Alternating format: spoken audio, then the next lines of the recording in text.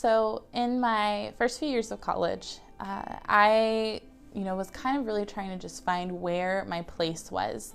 I wanted to, be used by God. I didn't know how or where or what exactly it was that He was calling me to do.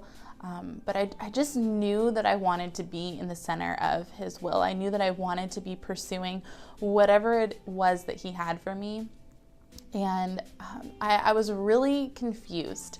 I didn't have this, big, thunderous voice from God that was telling me, Asunda, this is where you need to go. This is what you need to do. I knew that I was called to ministry. I had no idea what exactly that was going to look like. And so I started to develop kind of my own plan for my life, kind of a plan B, which I feel like so many people do so often. And so I really liked interpreting, sign language interpreting. I thought that, and still think that it is absolutely beautiful. So I decided to enroll in a sign language interpreting program.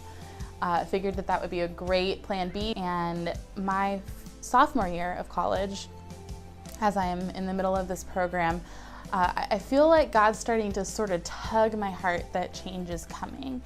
And I didn't know what that meant. I had thought about doing YWAM, which is Youth with a Mission. I really had a desire and still have a desire to go and travel and see the world, see the beauty of God's creation. And I wanted to go. I wanted to go and experience that and to be Jesus' hands and feet to people that maybe had never experienced Him before. But I also really felt called to the local church. I knew that while there was a bunch of ministry that needed to happen out in the world, there also was ministry that needed to take place right in my own backyard. And so I'm kind of struggling and wrestling with these two things. And I remember getting a phone call from Pastor Jason and Heather Bishop. Some of you guys might know them. They actually were my high school pastors growing up. And they called to tell me that they were going to be coming out to Concord, California to take a position at a church, which is this church. And they felt like God was asking them to invite me to come along. And I was like, I don't know. I really kind of like my school program I'm doing right now. I have a feeling if I don't finish, I'm never going to finish. Maybe a week later, my program got canceled. So all of my plans were thrown to the wayside. I had no idea what I was supposed to do, where I was supposed to go. I just knew that I wanted God to use me. I wanted to be open and available to whatever His calling was. And I wanted to be a resource, to be a tool, and ultimately to just be walking out my life in the center of His will. And so I was kind of thrown into a decision of two choices. Do I go and participate in Youth with a Mission? Or do I go take a huge leap of faith, move out to California where I know absolutely nobody, I have no job, no place to live, nothing. I was nervous, I was scared, I didn't know what to do. And after praying, I really felt God's peace. Discerning that voice was kind of hard for me.